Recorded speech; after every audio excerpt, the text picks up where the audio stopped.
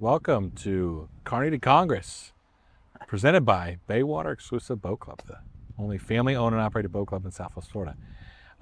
We're here with a guest, our first guest of the show of the new redo of Carny To Congress, Mayor Allers. How you doing, buddy? I'm good. Beautiful morning. Well, a little bit. Not humid. Yeah. We're recording on Friday, so this will be air on Sunday morning. But we're glad to have Mayor Allers here. Dan, friend of mine, Dan Allers. We've gone through a lot together through the process, so we'll check on a couple things. We'll probably talk about property taxes. I'm sure. Everybody's talking about property taxes. Dan's a local here from Fort Myers Beach. Does golf carts. Tell me about tell about your business. Let's start off with that and just kind of just a background of how you got involved and just in politics and everything in the business. Yeah. Start from the top. So, I came down in 2012, Okay. came over the bridge and never left. I had a friend that had been coming down here for, What was her name? her name's Angie. She actually still lives on the beach. Actually. Okay. Yeah, well, she All right. just moved off the beach. But Okay. So, so we were friends back Sorry, in Minnesota. Megan. Just joking. So, Actually, Megan knows her. So we're all good friends with her. So okay. no, so she had been coming down here with friends of hers on spring break, and she one day said, "I'm going to move to Fort Myers Beach." And at the time, I was just getting ready to either go to Denver. I was working for DirecTV at the time, Okay. so I was going to go out to the corporate office and transfer it out there. And out of the blue, she called. She's like, "Why don't you come and check out the beach?" So instead of going west, I came south and never made it to Denver. Wow. And originally you're from Minnesota? Yeah. Minnesota. Okay. Yeah, so then I got down here and, took 30 days off, just sat on the beach, did nothing, and got a pretty good tan. It was probably the last time I sat on the beach, quite honestly. Then I met my wife, Megan, later that year at the Shamrock, of all places, which is now gone, but people that are from here probably know the Shamrock. Uh-huh. So we actually met in the Shamrock, and we've been married since 2019, been together since 2013. So what got me involved was actually my wife. I was always... Well, her family's been involved in Fort Yes. Myers, right, for a lot of years. Yeah, her family's actually had a condo down here on Fort Myers Beach at Kahlua, which is actually just getting ready to open up next week again, since the late 70s. Oh, So wow. Okay. they've had it so she's been coming down here a long, long time. But when we met, she was still living in Atlanta, and Okay. I was down here full time, and then she just came down full time. So Nice. sold her condo up in Atlanta, and she's been down here full time ever since. So. And she works too. I mean, she's always working. I know her. That was, She's always working. So she was heavily involved in the chamber, back in the day when I forgot his name now. Last name starts with an N. But anyway, she got involved, and that got me involved. Mhm. And I was fine just being behind the scenes. And then the more stuff I did, the more my name started going around. And the next thing you know, it's like, you should go on a committee. Mhm. So I went on Bay Oaks Sport Cab Committee, and from there to the LPA, and then to the council. It's been... I remember meeting Dan a couple times when I was door knocking, like running around. And I remember it was your election, right? Because your election was it was early or something. There was something going on. In 2020, it actually changed to line up with the national cycle. Yeah, because it was in the spring or something. Yeah, Because I remember it was always in March. driving around like when I was door knocking, and you remember coming up on all the doors out there, and there'd be all the hangers. Yeah. And I was shoving stuff indoors. You guys had the Yeah, high class hangers. I just shoved the crap in the door. High class hangers. Sorry, I missed you, Adam. Vote for me. Yeah. But I remember you were waving out there on election time, and then I remember meeting you after the primary, and coming over and saying hi to you. And this guy was a fisherman. I mean, you had like the tan. Weren't you like a captain or something? Well, I still am, but I never was a fisherman. We spent a lot of time on the boat, though. We'd be on the boat all the time. That's what we were talking about, the pontoon and the deck boat and stuff. Yeah. What kind of boat did you have? Back then, well, we started with it was like $3,500 boat. I mean, this thing was so bad. It was, but we loved it. We used the heck out of it. Yeah. Speaking of Angie, so Megan and I and Angie all went in and got this boat because we all wanted to be on the water. And it had a little 40 horsepower on it. Couldn't go very far. But I'm like, I got to have a bigger motor. So I put a 75 horse on it. Things went downhill after that. We actually took the 40 horse motor up the Pine Island Sound all the way up through Matlacha, all the way up to Bokeelia. Holy cow. And came back the other side, came down, the other side of Pine Island. Uh-huh. In this little 40 horsepower boat. What kind of boat was it? Was it It's a pontoon. Oh, it was a pontoon? Yeah. Oh, God, we were getting swamped because we were coming back on a Monday. It was a holiday weekend. Oh, that's the worst. Thank God we could get in the shallows, but we were still these big boats going by just washing us. So we had to pull into the ragged ass saloon. Okay. We're soaking wet. I mean, we're covered from head to toe. I've got it trimmed as much as I can. I got everybody in the back, and water still coming over the bow. Top. So we finally make it to ragged ass saloon, and the band stops playing. They're like, "Who are the crazy suckers that just came in?" It's pouring rain now. We're just soaking wet. But it was a good time. So we had that boat, and then we were out actually. We went out for a little boat ride, and we pulled up to the sandbar, and I'm like, God, this thing just feels something doesn't feel right, you know. So as everybody's off running around, I look underneath. Every cross member was rusted, completely gone. So the only thing holding it together was the plywood. So when it goes over a wave, like one pontoon goes up. It was flexing like it wasn't supposed to be doing, right? So I'm like, Megan, we got to get back on the boat. She's like, we just got here. I said, well, too bad, you know. We gotta go. And I showed her underneath, and she's like, oh yeah, we gotta go. So we got it back, and I sold it on Craigslist to somebody who wanted it, whatever. And then we found another one close by. It was like a $2,500 boat, but it was red, white, blue, had the American flag on it. Okay. I think that one had a 60-horse Suzuki. Now we've got a Crest pontoon. So Hey, pontoons are the best. They're my favorite boats down here. I love it. It's a couch on the water. Oh, it's great. Now we're up to a tri-tune. We're highfalutin now. You know? Well, I mean, never get to use it. Yeah, but that's what happens. You're busy. Yeah. You know, and that's the thing. Like we've got close to 70 boats here altogether between rentals and club, and I love the pontoons, man. It's just easy, simple, comfortable, and like the deck boats are fun. The center consoles are fun. I love the Cat. We've got like a 23-foot Cat, which is great for just running around. Yeah. You know, it's smooth, right? And it's like a big pontoon. But yeah, they're just nice. It's easy. It's comfortable. People are like, oh, no, I don't want a pontoon. You get on that thing, you're like, you know, I used to manage a boat for a guy that had 2 350s on his Bennington. We could get the Cabbage Key in no time. He's doing 65 across the Sound. We had 8 people and we were doing 52, and it was just running. Yeah, it was going. Nice. That's nice. Part of me wishes and then he sold his house on Fort Myers Beach, and he gave me a first right of refusal, and I probably should have bought that boat in hindsight, but it was way out of my price range at the time. Big boy. Well, yeah, those things, was it 10 wide or was it an 8 wide? It was 10 wide, yeah. Yeah, those are nice boats. Yeah, it was 10 wide, but it was, Bennington makes a nice boat. The guy actually, he makes the ladders for Bennington. That's okay, so he's from Indiana then. Yes, exactly. Yeah, they're all from Indiana. Aren't yeah, they all? Bristol. Yeah. Bristol, there's a lot of Amish people up there. there. And, it seems like every RV comes from there too. Mm-hmm. Yeah. We're in the carnival business, we go up there to northern Indiana. So yeah, it's all there. A lot of stuff.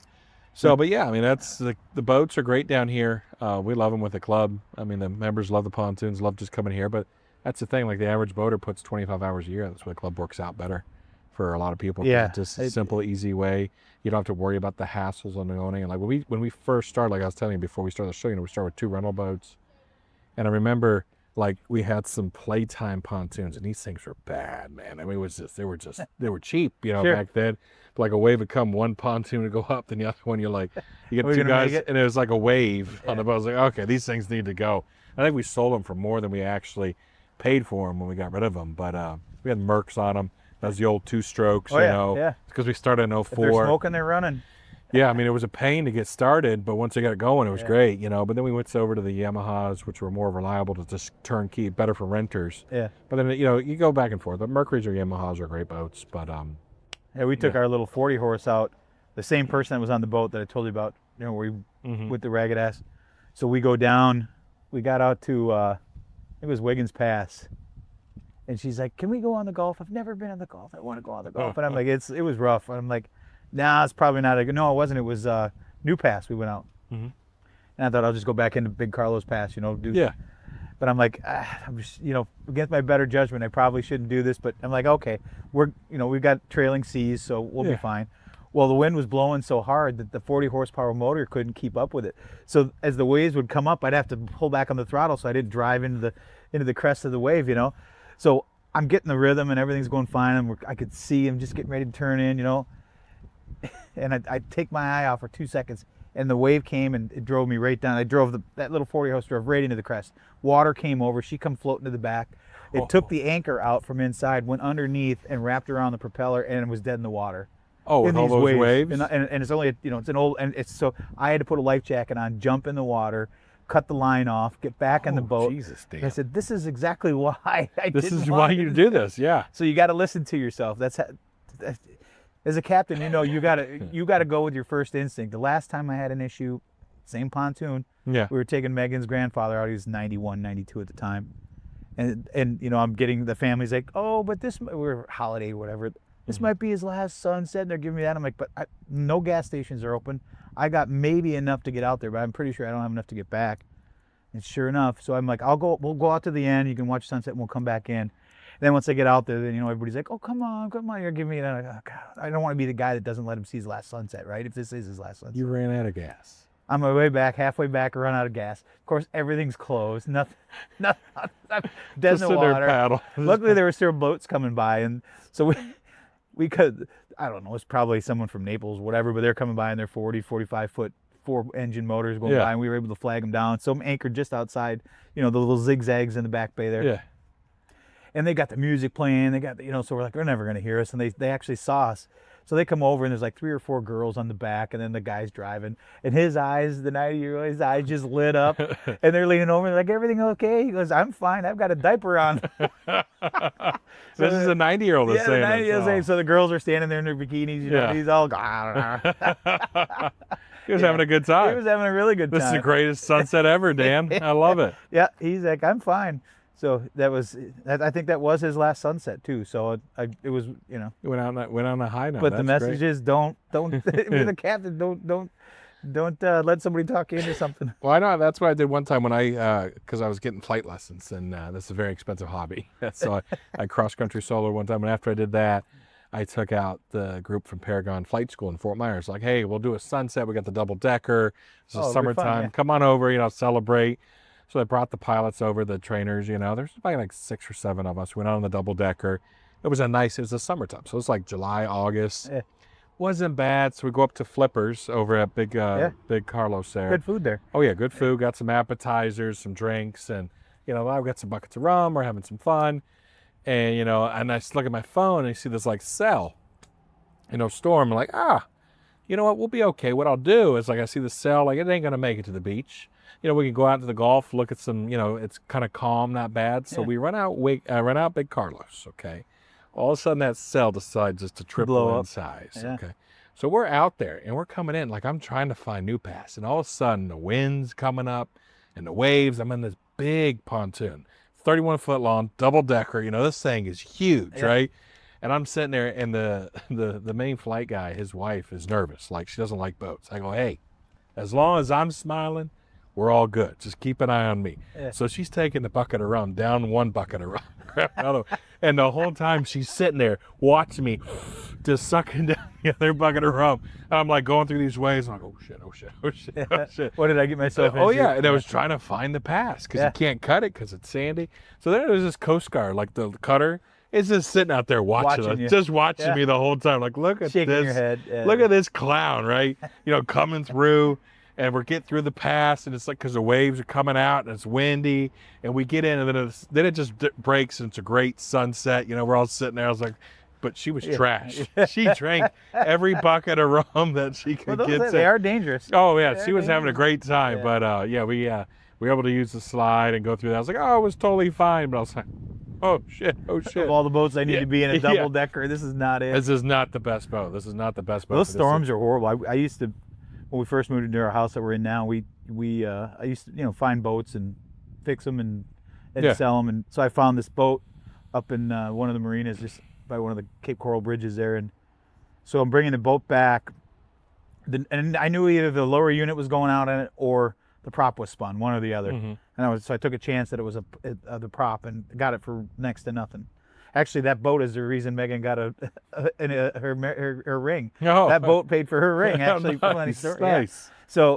So I got the boat for next to nothing, and we're coming back. Same story. You know, I'm on the boat by myself because she had to drive back in the truck. Mm-hmm.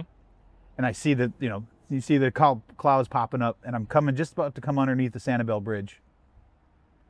And it's black. I'm like, I'm getting wet. So I take everything, but it was a cuddy boat. So I put everything down in the cuddy.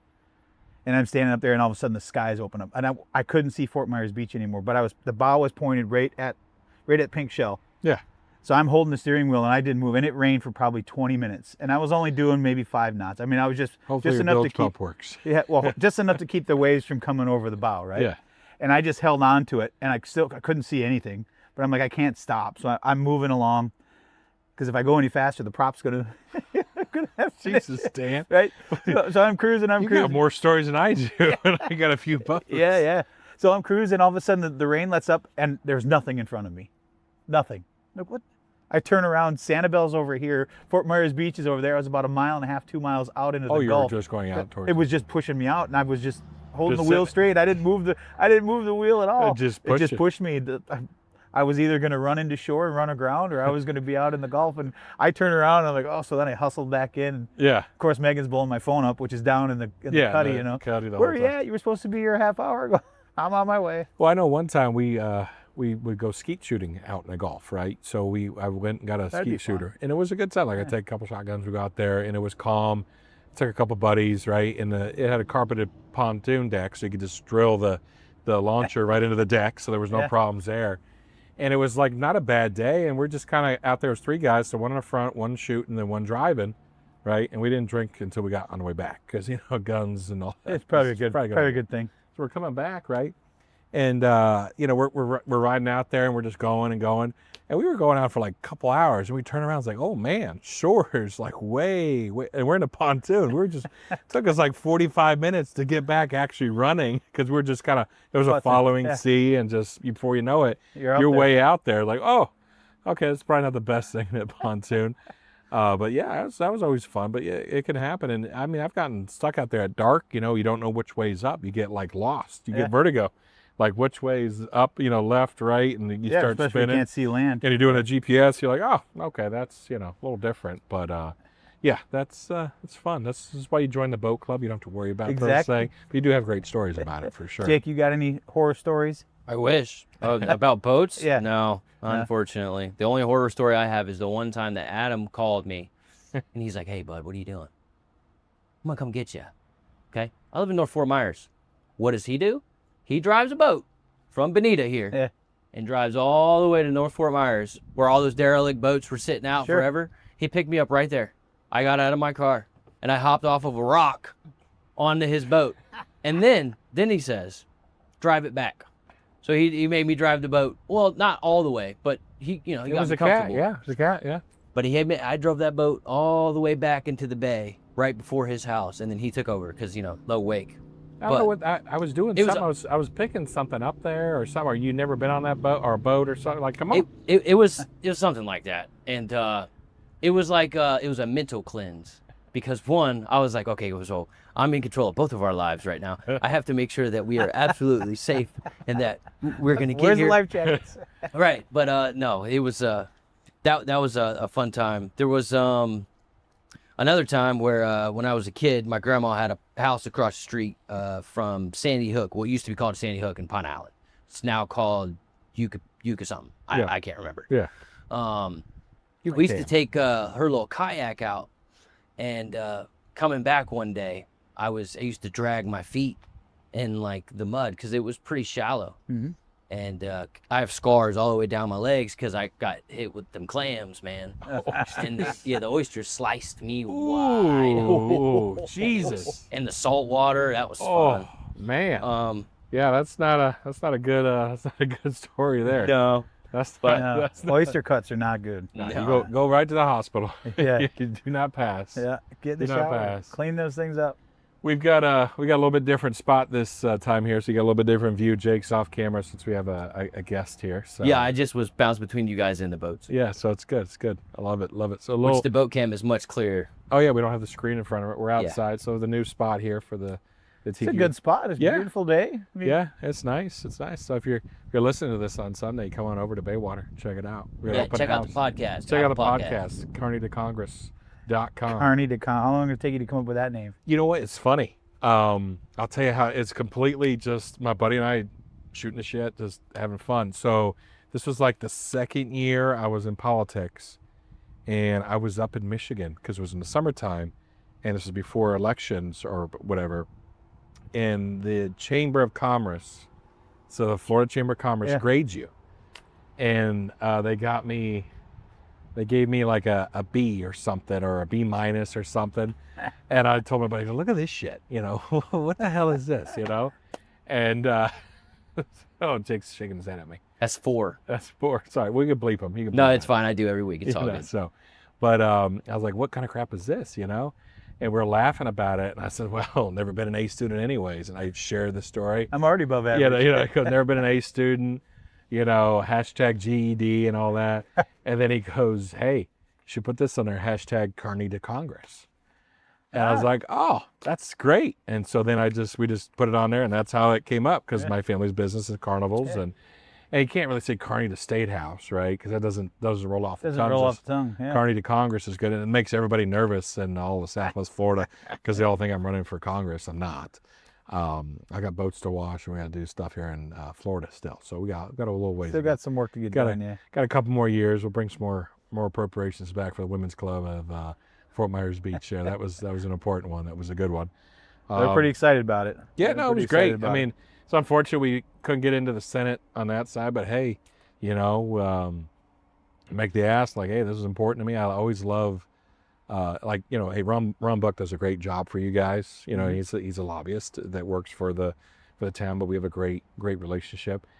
And I almost don't even think you need a lobbyist in at certain times, but sometimes there's, you know, there's city officials that don't get along good with their representatives, or they just don't talk, or the representatives are not good people, and it happens, right? So, but I like helping out folks that, you know, don't have lobbyists into that. But Ron does a great job for you guys. We've helped you a ton, and we're going to keep doing that over the next couple of years. But that was great to get them $1 million for the rebuild on Fort Myers Beach. So hopefully it avoids the veto pen, and we'll be good to go. Let's hope so. Yeah, I mean, they did so much. That whole organization did so much for everybody after the storm, and giving out $500 gift cards, and just they step up every time. And what they're trying to do with that building is have a place for all the other nonprofits that lost their buildings too, to be able to come in and have a space and use it, and that's so it's truly a community building that the women's club is spearheading. But they got some powerhouse women behind that. Boy, when they get they get moving. They get their mindset on something. They ain't stopping. Oh, maybe they'll get some land back, you know, from mosquito control there. I tell you, we'll see what happens. You know, it's coming on the referendum, isn't it? Yeah, you got a couple things on the referendum this year. So I think there's more referendums statewide and locally than there is. It's a good year to have a referendum, because they're all going to be talking about them. That's for sure. Yeah. You know, we got a couple dolphin out there right in the back bay right here. That's pretty cool, chasing fish. We've got a couple referendums on the ballot for Fort Myers Beach. We've got the one with the mosquito control to see if they want to merge into Lee County. That's a referendum there. Lee County Mosquito Control does a great job. They do amazing things. They're already helping Fort Myers Beach. We can feel the no-see-ums coming out right now if we're feeling a little bit. But, you know, with Fort Myers Beach Mosquito Control, they've been around for a long time. There's a board there. I don't know exactly what's going on or what they're trying to do with that group. You know, I know there's some people out there on the beach that does it, but I think it just saves you some money. We gotta get rid of the layers of government that happens, and we'll touch on that a little bit more. There's another one there with Fort Myers Beach Fire. There's a referendum on that for Iona and Fort Myers Beach Fire to merge. They both have to vote on it to see if they want to do that. And this is a perfect segue into, did you see that, Jake? It's right there. You can see it on the camera. That's cool. Those watching. That's cool. Wants his cameo. Yeah, exactly. Yeah, exactly. But there's a couple things on there, you know, and we'll dive into a little bit on property taxes. Big. We probably don't agree on everything, but, you know, it's always good to have a conversation. Sure. You know, I was listening this morning, coming back to take my mom. She's on a trip, so I got to babysit the little Chihuahua along with Nugget, but she's out of town for a week. But I was coming back and I was listening to Jason Jones this morning, and I didn't hear our property appraiser on there, Matt Caldwell. He does a good job, but there was some stuff on there, and I was just listening. And they're like, well, you know, if we get rid of this, they're going to just put another fee on, or they're gonna do this and that. And I was just kind of surprised. And I don't like the scare tactics, you know, because so you want to vote against this because you're worried about your local city or county putting another fee on. Well, no, the state is putting a referendum out to you guys to decide if you want to make homestead exemption, raise it from 50 to 150 the first year, and then 250 the second year for homesteaded properties only, with a possibility of going to 0 at a later date. And the stuff I've seen is people like, oh, well, if they do that, we just can't do the services. We can't come get you and find. And I'm just kind of disappointed. I think you should try to say like, hey, how can we cut the fat? How can we really look at what we can do to tighten our belt to be more efficient? And I'm just kind of just disappointed in some of the things I'm seeing out there where people are like, oh, you're not going to have your services. We're going to have to shut down parks.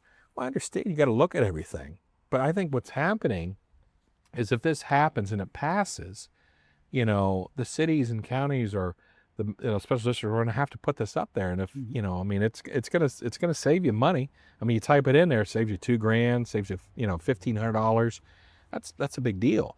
Now, there's certain things that you need to have to run a city, and of course, but again, this is like I talked with the county, and I was talking with Kevin Ruane, who's a great guy, great commissioner. We get along, we talk. We never used to talk as much, but we do now. It's just how it goes. But we get along good. He goes, well, we haven't raised our ad valorem in 18 years. Yeah, but your property values have quadrupled, in that time. So, there's a little bit of, back and forth. It's going to be interesting. At the end of the day, it's up to the people. Our governor wanted this. The House, we fought back to carve out schools because we want to protect the schools because that is something that really is important to a lot of people around the state. That was really important to my speaker, Sam Garrison, who's going to be speaker this coming year after Speaker Perez is out. And he's actually going to be an ambassador now. Congratulations to that. Right. So he's going to be, he's got nominated to be ambassador to Brazil. So that's important to my speaker, the schools, his wife's a teacher, so those are things along those lines. But I was just kind of surprised. But again, it's a referendum, goes to the voters, it's got to get 60%. We'll see where it ends there. I'm sure, Dan, you'll give me a little bit more on the cities, how you feel about it and what you think. I'm sure there's a lot of stuff we can educate each other on, but what's your opinion on it? I've never been one I never look back, right? Once a decision's made, the decision's made. It's not, if you can't change it, you've got to figure out your way through it, right? And I'm also not one that believes in scare tactics either. I mean, I think unfortunately when you get referendums, you get that from both sides. Each side wants to win, right? So both sides are going to put the heaviest icing on the cake they can. And I just actually had a meeting with our town manager today, and I let him know that my stance is not to do that. My stance is to gather the information. Whatever it's going to affect, however it's going to affect us locally. We can't control what the county does, obviously. My biggest fear is the trickle-down effect, because when you're in Lee County and you're a municipality and you're dealing with Lee County services, they're going to take a big haircut. And how does that trickle down to us? Things that are outside our control, right? Like Bonita has big reserves. Fort Myers Beach, you guys are doing a great job. You're getting a lot better than it used to be. Slowly getting back, yeah. I mean, you got wiped out. So, I mean, there's going to be stuff, and we're here to help you out, I mean, from the state level. But, yeah. Yeah, so, I mean, we're going to look at it as what is the numbers if this passes, what's it going to look like to us? And then I think what you have to do is you have to educate your constituency and say, here's what it's going to take. Here's what it costs. Here are the scenarios that are going to play out based on the dollars that are coming in. And then you got to leave it up to the people that were elected to make the decision, right? I don't think it's fair to put the decision on staff to say, we're going to cut this, or we're going to do that, or we're going to raise this fee, or we're going to do that. Here's the options, and let the elected officials make the decision. That's what they got put there for. Yeah. And then you live and die by your decision. So I think that's the tack that we're going to take now. Is it good? I think everybody wants to save some money. In the rumblings that I'm hearing, people are starting to understand that, maybe this, where my biggest hiccup was, is to me, it seemed like this was put forward without a lot of thought. It was, and that's not a knock on the governor or the legislature, but this seemed like, get up here for 2 days, we're going to pass this, here's what it is, and then go ahead and go home. That's what at least it felt like to me. Without having discussions about, national disasters. How are we going to, there was talk about revenue neutral. Then there was talk about a grant, and those things kind of went away by the wayside. So it was just, here, you're going to take this, and now it's going to be, you're going to scare tactic us, and we're telling you you're going to do this kind of thing. And somewhere in the middle, it's going to work. I think everybody wants to save some money. Nobody's going to say they don't want to pay less taxes, right? But like I had a conversation last night with Ed Ryan and Susan, that, when your toilet doesn't flush, or, can you call a plumber? Sure. But if it's in the street and there's nobody there to turn the water off, and that's not a scare tactic, that's a reality. Because if you get to a point, for us, it's not going to be as bad as probably other places, because we're tourist driven. So we don't have a ton of homesteaded properties. Who's going to really take it tough? It's going to be the rural counties. Yeah. They're well, going to be, that's where it's a whole different deal. But yeah. But you know, I can see, you know, Cape Coral. I think they said they're going to lose 46 million. County's going to lose way more than that. So how they're going to adjust that, it's a lot of work. But I think it's a little too early to say fees are going to go up or services are going to, you know, something's going to change, right? My hope is that nobody loses their job over this, because saving $2,000 Sometimes- a year on homestead taxes and losing your job, you know, Yeah. I think you would ask somebody, I'd rather pay my homestead taxes than lose my job completely, especially if I've been there for a while. So I'm hoping that doesn't happen. I think there'll be some, you know, there'll be some shrapnel from the decision. How that shakes out, we don't necessarily know yet. And to your point, it's still got to get through the 60% of the voters. Yeah. And do I think it's personally going to pass? Yeah, I think it probably will. You know, I agree with it. You know, when this first come, and like we've been talking about this for a while, you know, like what do we do? Because homestead originally, I think it was originally done, I want to say 40, 50 years ago, $50,000. You know what a house was back then? This is a benefit for Floridians. And you think about it at a longer period of time. So like say it's a homestead at 250 and somehow we figure it like this passes, okay? It passes 60%. Then we got to figure out how to implement it. And that's where it's really going to come in. Sure. How are we going to implement this at a state level? You know, how's the laws going to come down? And that's when we're going to really be talking, hey, Dan, what are you going to do about how's this going to help you? How's this going to hurt you? What's going to really happen?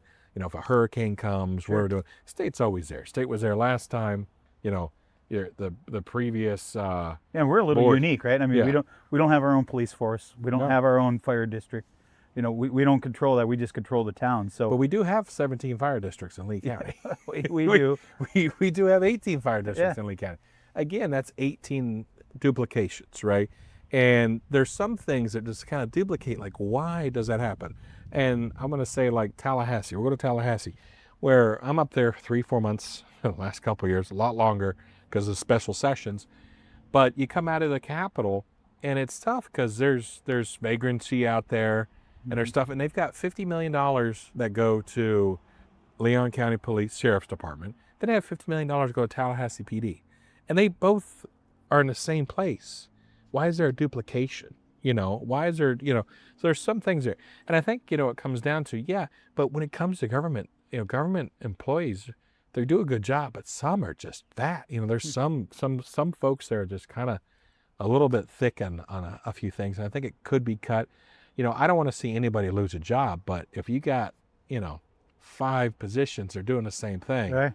you know, Yeah. Well, you know how that goes. It's time to, yeah. Well, in it our can't- circumstance, it's you know, we've got positions we can't fill, right? So I mean, for us, it's it's tough a little bit because odd. it's Fort Myers Beach. It's hard to get people to live there.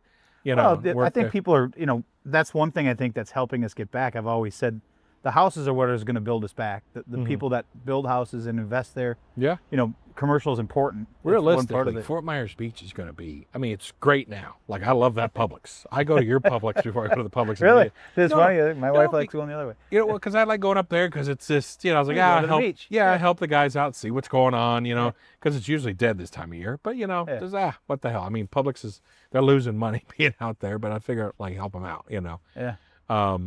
But yeah, you like to see the houses getting built, and you like to see that, and it's going to be great in 10 years. You know, it's a little bit longer than 2 weeks I originally said. So, Yeah, it's going to take. You know, I remember Vice Mayor Adderall. He said this is going to be a paradise, a functioning paradise in 2 years.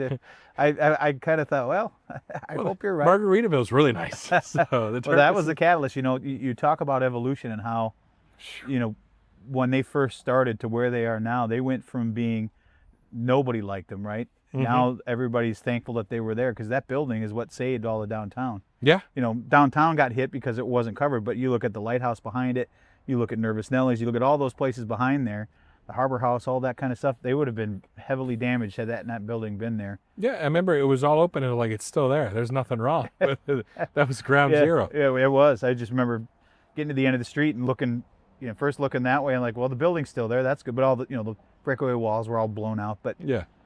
and not seeing a single building in Times Square, it was like, Wow. oh boy. That tells you. I knew it was bad, but I mean, it was. I remember the first, like I said, going back. So, you know, when I ran the first time, and you were in there too, it was different, right? We didn't really have the relationship, and it grew a lot. Yeah. It really grew a lot. you know, your city was kind of rough. It was rough. Mayor Murphy was horrible. You know, I don't think he was good. I mean, disappearing for 2 weeks after a storm. I remember people screaming like, "What are we doing? You know, what's going on here?" But you were out there, and I remember talking to you like what was it, like a couple days before the storm? You know, just saying probably, like, yeah, we'd text like, "Hey, you know, just let you know I'm here. Whatever you need, let's get together." And the next time I see Dan, as we're bringing water over the bridge and beer. yeah. So, Yeah. but Dan, you went through some crazy stuff with that storm with Ian. I mean, you want to touch on that at all? I know it's kind of a rough. No, we were time. at a friend's house actually at the last minute. We actually, you know, the towns put you up in a hotel off island, and we actually I went to the hotel. We were planning on leaving, and so I go to the hotel and they said, just let you know, we're going to lock the doors at this time, and you're not going to be able to get back out until after the storm. And I'm like, well, we've got 2 dogs. What are we going to do about the dogs? And they're like, it's too bad. I'm like, how many other people have dogs here? So the dogs, so long story, the dogs are just going to do what they have to do inside the building? And they're like, yeah, because if you go out, we can't let you back in. So I went home and told Megan, and at the time we still thought it was going to go out and it was going to go north. You know, it was. We've heard about storm surge for 40 years. Yeah, it's not Irma, we did. I mean, because we went through the whole thing with Irma, boarded the windows, did the whole 9 yards. You know, we stayed for that too, but we were at a 3-story house, and you know, so we were prepared for that one. This one we actually had to cut my stepdaughter was getting married out in Colorado, and we actually had to come back a day early so that we could get ready. I remember talking to you like, hey, I'm in Colorado. Yeah. So we had to cut sorry honey, I gotta go, you know, type of thing. And so we got back just in time, and we were gonna go. I came back and told Megan the story. She's like, no, she goes, we'll be fine, you know, which is weird. Normally Megan's like, we gotta go, right? She's like, we'll be fine. So we were gonna stay in our single level house, which we're on the highest street in the island. So, you know, Charlie, water didn't even get in the house. So we thought, you know, it's still going out, right? It's still going out. And then some friends of ours, they were going to stay too, and they decided at the last minute, they're like, this is ticking too close. We're getting out of here.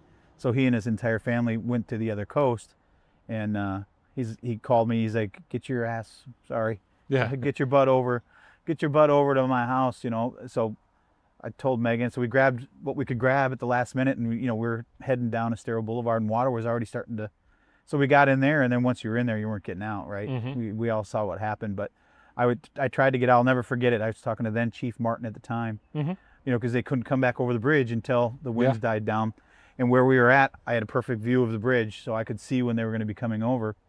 And I tried to go out, but it was so slimy and mucky, you couldn't really go anywhere. Like it was crazy. So like my house, same thing as the bay. Yeah. And it was and like it's just slimy from the bottom of the bay, stunk. So I thought I'm gonna grab the bike that was there that, you know, floated back down. I'll hop on that, and not going anywhere with that, right? It's ice. So I get on the phone with Chief Martin because I saw him coming over the bridge, and I said, I'll meet you down at the end of the street, which is surprised the phone still worked then. Yeah, barely. I mean, you lost a lot, right? So I said, I'll meet you at the end of the street, which is where the whale used to be. And he calls me. So I start trying to make my way down there. And of course, there's boats and houses all over. I mean, it's not a straight walk down the street, right? Which normally takes you 5 minutes.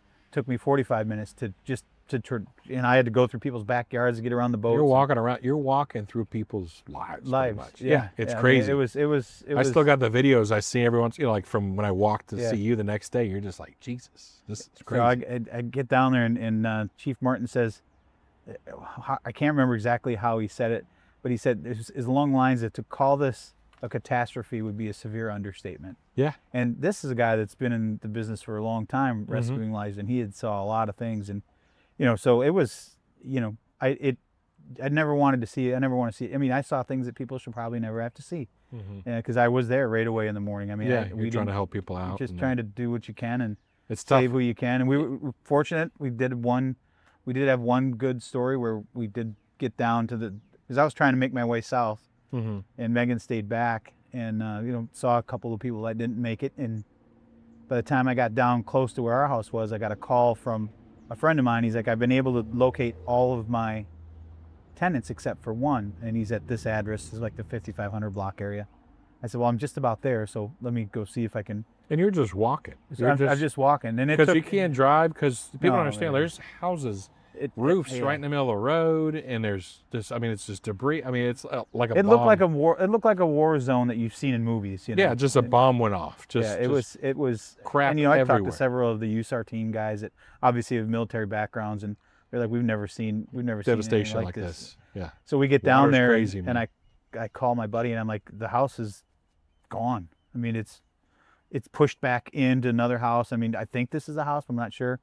And at the time, another gentleman was coming from the other direction, so we started walking back in there, and we actually found the guy. He was in the house. So when the house started moving, the pilings, it came off the pilings. The water floated. They off just the turned into a pilings. boat. Yeah, They it just- just turned into a boat. So he felt it. He said he felt it, and he wasn't sure what was happening. He didn't know what to do. So he ran to the bedroom and grabbed a hold of his mattress. Well, as soon as he did that, the house came down on top of him and pinned him on the mattress.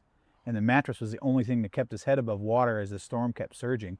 So we found him in the rafters of this building, still on his mattress. We were able to get him out. And at the time, Coast Guard was flying over, and you had to like hail him. So we were trying to get him to the beach Yeah. so they could lift him out of there. And he was scud up, and he was dehydrated, obviously, but Scared but shitless. he survived, and he had a good spirit about him for Wow. So that was kind of a nice. I never heard and- that story. That's crazy. Yeah, so he got picked up on the beach, and he was able to, and he had been a resident on the island for over 20 years, and he's like, I'm not sticking around. I gotta go. So yeah, I wish I could remember his name, but yeah, there's so many stories that come out of that. And then another story, not to keep you where we were at the mooring field, and we could see this mooring field behind us, and one of the boats, who's actually Randy is his name, him and his dad were on this boat, and we knew they were right behind us. It was a decent sized boat, 60, 65 foot Hatteras. And they stayed on that damn thing probably. They might have, yeah. So all of a sudden I hear a diesel engine start up, and at this time it hadn't switched and started coming in on shore. It was coming up the back bay. So the waves are 6-8 feet, and you could see these people out there just getting hammered. Well, he busted away from the mooring ball, and at the time the water was just coming up over the seawalls and was coming up to the house. So he was able to get one of his two engines running, and he turns. So I'm videoing this whole thing, right? So he turns, and had I been the captain, I'd have drove that boat right up on shore, climbed up on the balcony, and Yeah. whatever, because at that time you knew it was going to be bad, right? Yeah.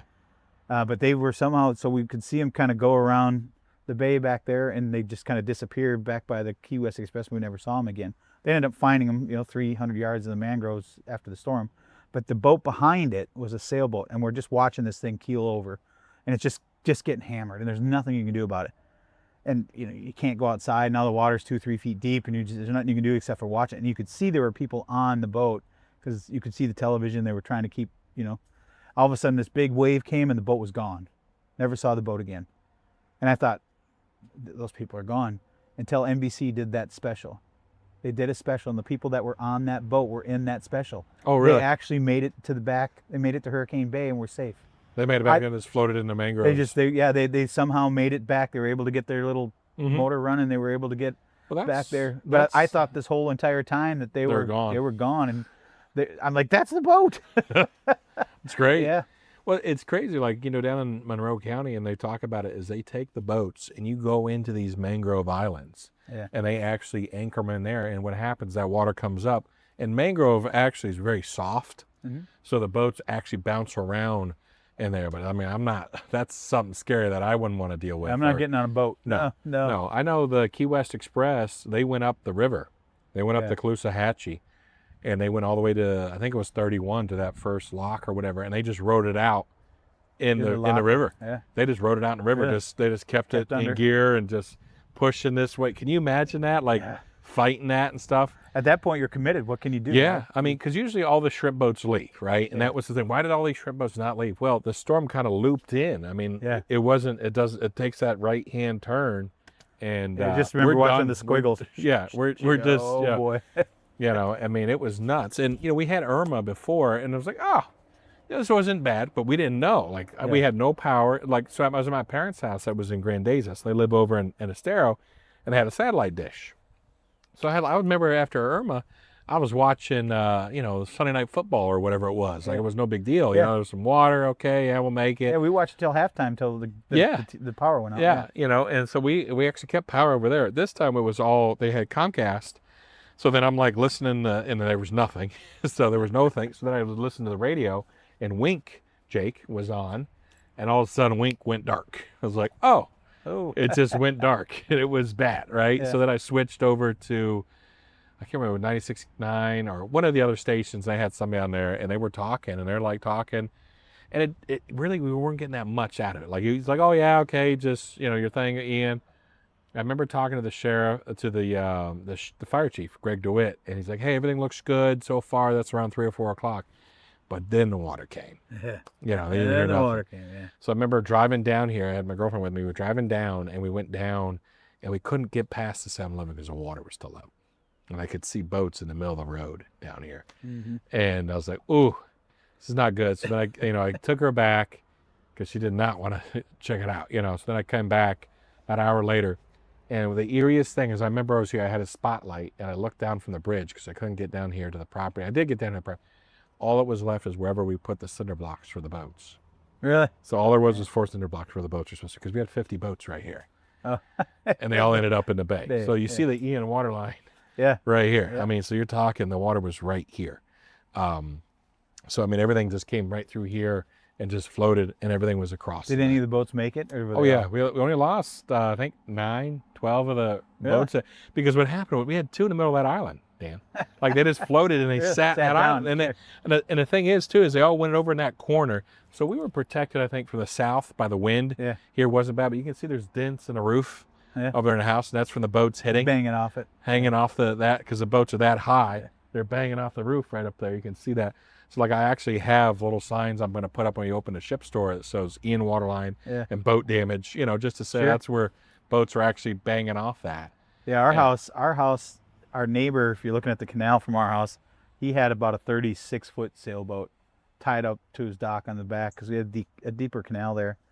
And the water line in our house was about my eye level. So Mhm. in hindsight, if we would have stayed there, would we have survived? Yeah, we would have been fine. We would have been on the table, right? Mhm. With about that much room to spare. But, we would have made it, but it would have been a really scary thing. But the way that the water came, because our street is the only street that faces east and west. Mhm. So the water came straight across, and we're up higher, so the house is across. There's like a 3-foot drop off. So that almost acted like a mitigation wall for our Mhm. house, because all of our windows survived, the doors survived. We're just a single level house, Yeah, it's just kind of dissipated. concrete house. Yeah. But inside the house it was like a washing machine. Everything just, I think the garage door was the only thing that got buckled in, and that's because something hit it. But Megan's Jeep in there was fish in it. It was gone. But the houseboat, or the sailboat from our neighbors, was on the roof of the house directly behind us. That's got a chimney. It was leaning up against a chimney on the roof of the house behind us. Wow. So inside the water was only the water line. But I think that's what people don't realize, is that you see a water line inside a house. You're like, well, it wasn't that bad. Yeah, but the water was over the top of the house. Only so much water made it in. Yeah. And goes out. Like our neighbor here, he was like, he left us a voicemail. He's like, I'm on the table and your boats are going across the bay. Because he's like, because they're nervous. Like at my house, I live around a corner, and the damn bunnies were crawling up the damn steps on the house because Yeah, I have try a to get out still of the house water, to get out of the sure. water. Yeah. And I have one of those old Fort Myers beach houses, Yeah. right? Where they're just sitting on pilings, right? There's a couple bolts, but They're not meant to. if that water comes up, that pressure, this buoyancy just pulls that right off. Like Yeah. wherever my house sagged, there was water. So I mean, I got real lucky because there was homes behind me. Down the street, there was some undeveloped land, and they got wave action. Like if I got a wave action, my house would have gone. Yeah. It would have been across the street. Well, I was helping a friend, a house similar to like yours. It's just up on pilings, right on Bonita Beach Road here, or right on the water, right? Yeah. It was an old Florida house amongst all the big houses there, and he and his wife wanted to save it. They bought 2. They bought one across the road here, and then they bought one over there. But they wanted to save it because it was a nice little 3-bedroom, 2-bath, Yeah. cottage type house up on stilts. So we renovated the whole inside of it. I mean, everything was brand new. 2 weeks from handing them the key, and Ian hit. Ooh. He probably had, I bet he had $250,000 in the renovations, $300,000 in the renovations on that house. The pilings weren't even there. The pilings were gone. That's The crazy. entire house was in. We found some of the flooring, in the mangroves across from, but it scoured his property. So, but not even the pilings were there. It was gone. So I think Bonita really took a lot of debris. Like we had a bigger debris field, like Fort Myers Beach, like it didn't make it all the way through. Yeah. And you had the boats over there, but like in Bonita, it just like the North Bonita, South Fort Myers, the crap just got, it was everywhere. It was just everywhere. The stuff just blew through. How far that storm went inland was was shocking. I mean, that was, I guess you know what 15 feet of storm surge really looks like now. Yeah, I mean, the water went all the way to 7-Eleven. You can always hide from the wind, but you can't run from the water. Yeah. That's the problem, you know, and that's where it's just tough, you know. I mean, now we always say, I remember talking to Marty Harity on Sanibel. He's like, oh, yeah, we're leaving. I mean, yeah, because, I mean, that's important because it was bad. Yeah. You know, it's horrible. I remember going out there, running out there to see you, and that was the best beer in a long time. My buddy Dan Daly came over from the East Coast. You heard that story, Jake? So he calls me up. He's like, "What do you need?" I'm like, "Well, we need some more water, and I could really go for a cold beer." And it was a Mick Ultra, if I Yeah, it's a remember. Mick Ultra. Yeah, it was the Yeah. best Mick Ultra ever. So we go to the north south. one right now. We were at the north end, right there at the bridge, right? Because this bridge you couldn't get through, and I was there with 2 other representatives, and there's like a checkpoint, and they're like, "Oh, Adam's going to try to talk." So I talked myself over the bridge. I'm the state rep, you know. I'm talking to the mayor. You know, this was Councilman Mallers. I'm trying to give him some water, some stuff over there. Okay, you're good. And they're like, "How do you know?" I was like, "Either going to jail or we're going over the bridge." Went over the bridge. Yeah. We made it over. Found you, right? And I mean, we unloaded some water and stuff like that. But yeah, it was At the great. time, you couldn't get past the whale. That was as No, far south that as was you could it. drive. It was, Yeah, that was it. I remember just sitting in the back of our truck having a Mick Ultra, which was that was a damn good beer. It was a good beer. That was a damn good beer. That was. And then it that was back to work. I mean, it was literally like a. Yeah. No, you did a great. That was job. late in the afternoon too. I mean, that was. That was what, after. 2 days after? Yeah, I maybe? mean, well, so that'd been. I mean, we didn't probably get a shower. I'd say 2 weeks after the storm. I think what people don't remember. Well, you know, That's why all the mangroves are dead. Yeah. That's why, because that was the thing. Like with this storm, we had so much salt, but we didn't have any rain. There was not that drench. Usually in a hurricane, you get a lot of rain. So that's why you see a lot of dead mangroves out here, is because that salt water came up, right? And it didn't get rinsed off. Yeah. And it killed a lot of the trees out here. A lot of the mangroves. I mean, they're resistant, but yeah, everything was just salted up. Well, you know, people like, I've never ran from a storm before. It's not, if you're lucky enough to survive the wind and the flood, it's what happens after. Mm-hmm. It's what happens after. It's the 2 weeks without a shower, not having any clothes to change into. You know, you don't need hot water. You need cold water. You just need a water. Just water Well, I in mean, general. And there's and no a window cell shaker for Yeah. them to sleep at night. If you can get power anywhere, Yeah. right? I mean, little that's- generator. Yeah, you're just looking for gas. I mean, we had, just before the storm, we had bought one of those little jackeries, you know, those. Yeah.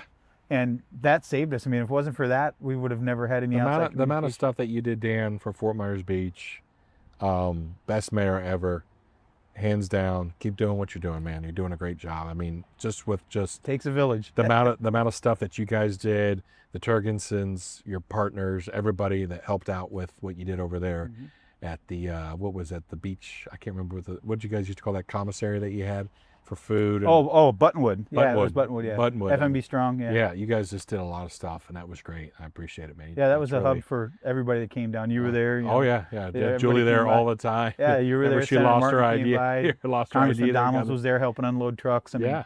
it was nice that building survived. You know, it was a 3,500 square foot, and that building, the electricity was elevated.